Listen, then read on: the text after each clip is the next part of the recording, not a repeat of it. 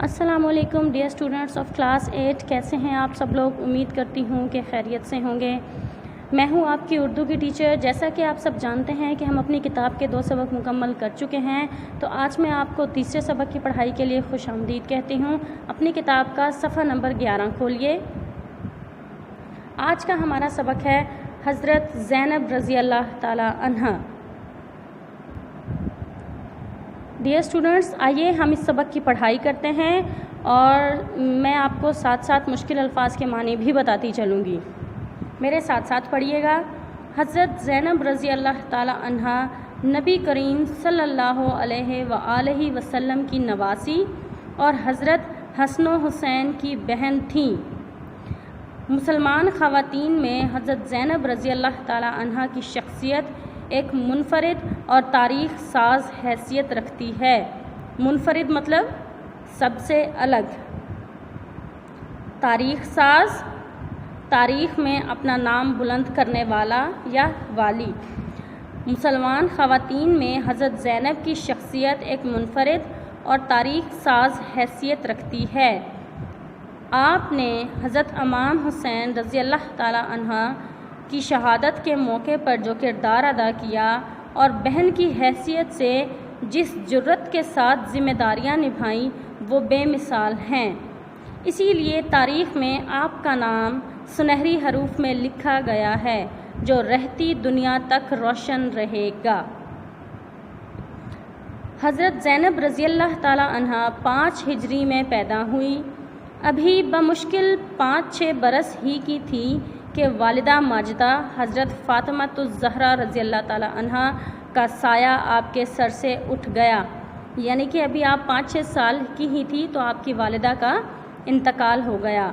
آپ نے یہ صدمہ دل کی گہرائیوں سے محسوس کیا اور بچپن کی شوخیوں کی جگہ سنجیدگی کو اپنی ذات کا حصہ بنا لیا۔ والدہ ماجدہ کے وفات کے بعد اپنے بہن بھائیوں کی دیکھ بھال میں اپنے والد ماجد حضرت علی رضی اللہ تعالی عنہ کی معاون بن گئیں۔ معاون مطلب مددگار۔ آپ کی شادی حضرت جعفر طیار رضی اللہ تعالی عنہ کے فرزند حضرت عبداللہ سے ہوئی۔ فرزند کا مطلب ہے بیٹے، یعنی کہ حضرت جعفر طیار رضی اللہ تعالی عنہ کے بیٹے حضرت عبداللہ سے ہوئی۔ آپ شادی کے بعد بھی حضرت علی رضی اللہ تعالی عنہ کے پاس شادی کے بعد بھی حضرت علی رضی اللہ تعالی عنہ کے پاس کوفے ہی میں مقیم رہیں تاکہ چھوٹے بہن بھائیوں کی پرورش میں حضرت علی رضی اللہ تعالی عنہ کا ہاتھ بٹا سکیں اور ان کی خدمت بھی کر سکیں۔ حضرت علی رضی اللہ تعالی عنہ کی شہادت کے بعد آپ مدینہ منورہ تشریف لے آئیں۔ اگلے صفحے کی جانب آئیے۔ حضرت زینب رضی اللہ تعالی عنہ اپنے والد ماجد حضرت علی رضی اللہ تعالی عنہ سے بہت متاثر تھیں۔ آپ نے حضرت علی رضی اللہ تعالی عنہ سے دلیری اور حق گوئی کی صفات حاصل کی۔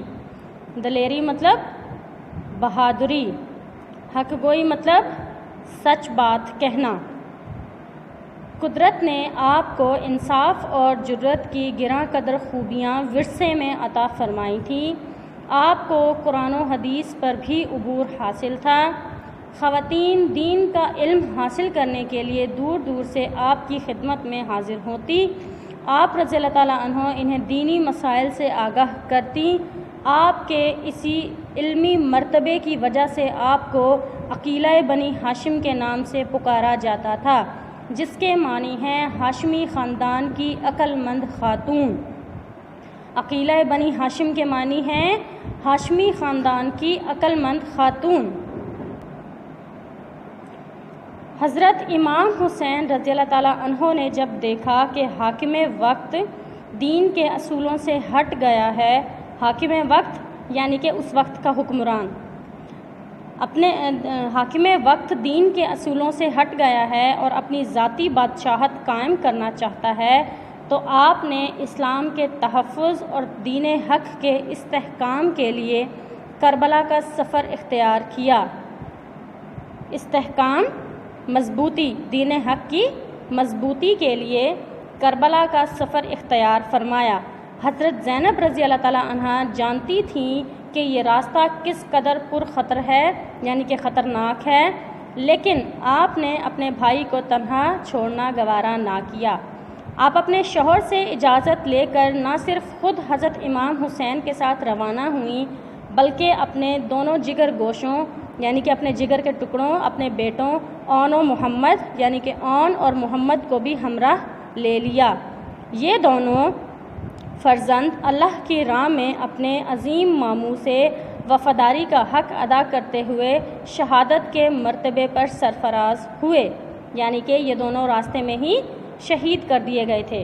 حضرت زینب رضی اللہ تعالیٰ عنہ کی یہ قربانی بھی ایک تاریخ کا ایک سنہری باب ہے۔ آپ نے ثابت کر دیا کہ راہ حق میں یعنی کہ سچ کی لڑائی میں آگے بڑھنے والے قدموں کا ساتھ دینا دین کا اہم فریضہ ہے۔ ہمارا دین اسلام ہمیں یہی سکھاتا ہے کہ دین حق کی لڑائی میں کبھی بھی پیچھے نہ ہٹیں، کبھی بھی جان و مال کی قربانی دینے سے گریز نہ کریں۔ سانحہ کربلا میں جب حضرت امام حسین اور ان کے جانثار ساتھی شہید ہو گئے تو پسماندہ خواتین اور بچوں کے غم و اندوہ، خوف و ہراس، مایوسی اور سرہیمگی کے ان لمحات میں حضرت زینب ہی ان کا سہارا بنی۔ پسماندہ خاندان کے جو باقی لوگ رہ جاتے ہیں یعنی کہ پسماندہ باقی رہ جانے والوں کو کہا جاتا ہے، باقی رہ جانے والی خواتین اور بچوں کے لیے غم و اندوہ، غم کہتے ہیں دکھ کو، اندوہ کا مطلب ہے صدمہ، خوف و ہراس، خوف اور پریشانی، مایوسی اور سرہیمگی کا مطلب ہے خوف و بے قراری کے لمحات۔ پسماندہ خواتین اور بچوں کے لیے غم و اندوہ، خوف و ہراس، مایوسی اور سرہیمگی کے ان لمحات میں حضرت زینب رضی اللہ تعالیٰ عنہ ہی ان کا سہارا بنی۔ آپ نے اس وقت کمال صبر و استقامت سے کام لیا، یعنی کہ بہت اعلیٰ صبر، استقامت کہتے ہیں ڈٹ کر مقابلہ کرنا۔ استقامت کا مطلب ہے ڈٹ کر مقابلہ کرنا، یعنی کہ اس وقت آپ نے صبر اور ڈٹ کر مقابلہ کیا ان حالات سے۔ اس لٹے پٹے قافلے کی سالار کی حیثیت سے آپ رضی اللہ تعالیٰ عنہ نے بے مثال قائدانہ صلاحیتوں کا اظہار کیا۔ کربلا کے غمزدوں کا یہ قافلہ جب یزید کے دربار میں پہنچا تو حضرت زینب رضی اللہ تعالیٰ عنہ نے یزید کے سامنے جو تقریر فرمائی وہ آپ کی جرت و بے باکی، دانائی اور تدبر کی اعلیٰ مثال ہے۔ تدبر کہتے ہیں وقار اور شان کو۔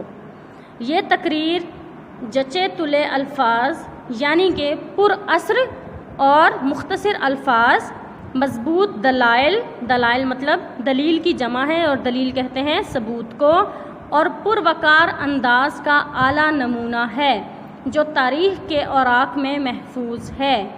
یہ وقت وہ تھا جب ان کا دل اپنے حق گو بھائی کی شہادت یعنی کہ سچ بولنے والے، سچ کی راہ پر چلنے والے بھائی کی شہادت، اپنے پیارے بچوں کی جدائی اور خاندان کی تباہی کے صدمے سے چور چور تھا۔ شدید بے بسی کا عالم تھا۔ بے بسی کہتے ہیں پریشانی۔ چاروں طرف دشمنوں کا گھیرا تھا۔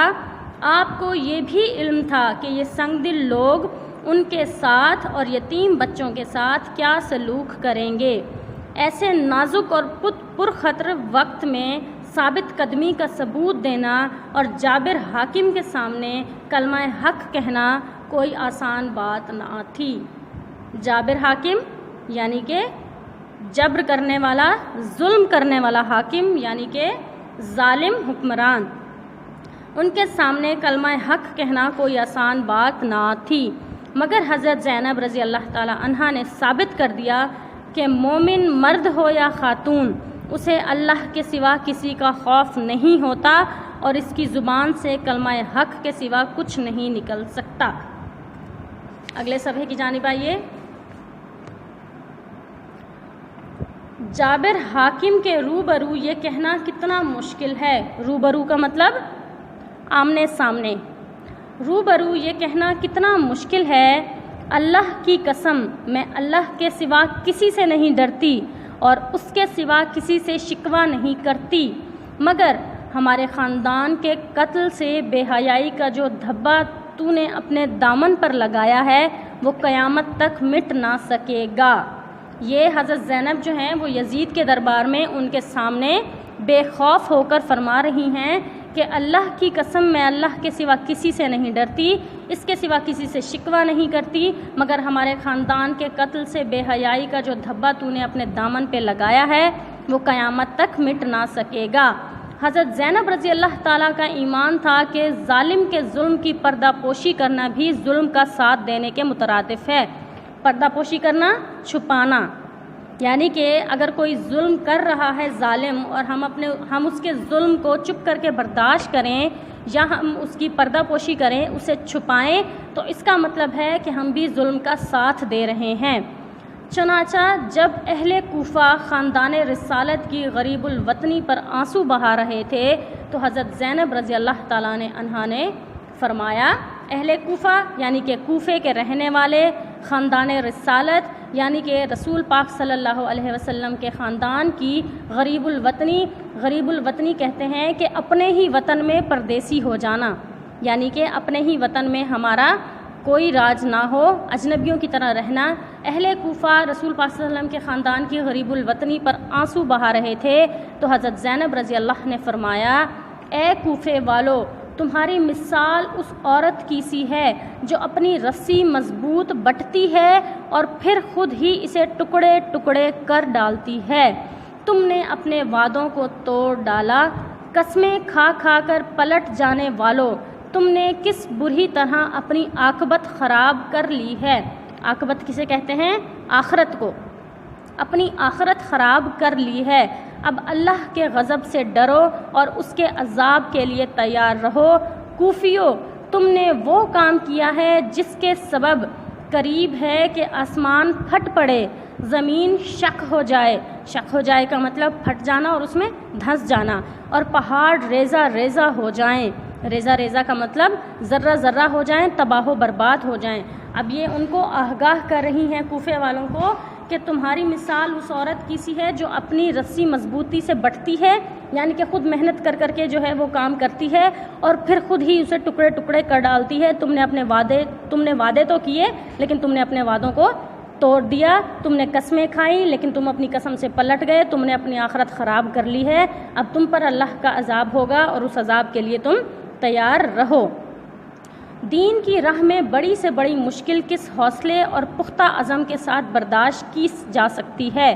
اس کا بہترین نمونہ حضرت زینب رضی اللہ نے جو پیش کیا، جو مسلمان خواتین کے لیے ایک روشن مینار کی حیثیت رکھتا ہے۔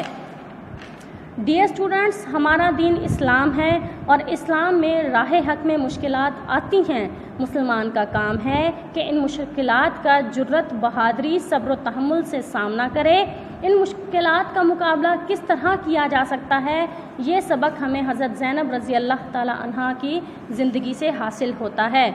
ہمارا آج تیسرا سبق مکمل ہوا۔ آپ لوگوں کا ہوم ورک ہے کہ اس سبق کی پڑھائی کریں اور اس کے مشکل الفاظ کے معنی یاد کریں۔ ملتے ہیں اپنے نیکسٹ لیکچر میں، تب تک کے لیے اللہ حافظ۔